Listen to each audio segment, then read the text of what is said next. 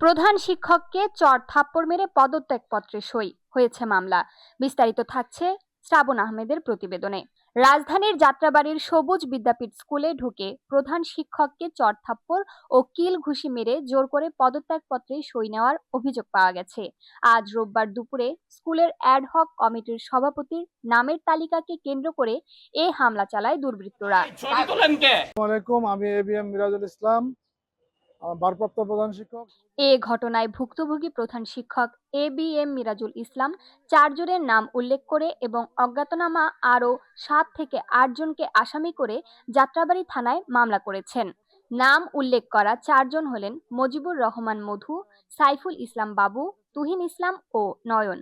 মামলার এজাহার সূত্রে জানা গেছে, রোববার বেলা 12টা থেকে 12:30টার মধ্যে উত্তর যাত্রাবাড়ি এলাকার 11 থেকে 12 জন ব্যক্তি সবুজ বিদ্যাপীঠ স্কুল অ্যান্ড কলেজে ঢুকে বিদ্যালয় অ্যাডহক কমিটির সভাপতির নামের তালিকায় তাদের পছন্দের নাম না থাকায় প্রধান শিক্ষক এবিএম মিরাজুল ইসলামকে তার কক্ষে আটকে সিসিটিভি ক্যামেরা ভাঙচুর ও তাকে মারধর করেন।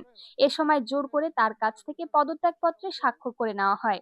হামলাকারীরা অন্য শিক্ষকদেরও হুমকি দেয়। বিষয়টি কাউকে জানালে প্রধান শিক্ষক ও তার পরিবারকে এলাকা ছাড়া করারও হুমকি দেওয়া হয়। মারপিট করে এবং আমার কাছ থেকে জোরপূর্বক।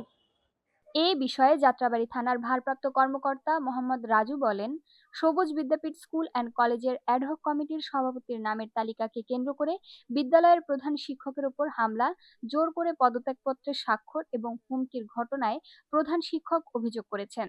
তদন্ত করে আইনগত ব্যবস্থা নেওয়া হবে। সম্মানের সাথে থাকতে চান তাহলে পদত্যাগ স্বাক্ষর করেন, না হলে আপনার ছেলে মেয়েদের সামনে আপনাকে বেইজ্জতি করা হবে, রাস্তায় বেইজ্জতি করা হবে, এই বলে আমাকে জোরপূর্বক আমার কাছ থেকে তারা স্বাক্ষর নিয়ে নেয়।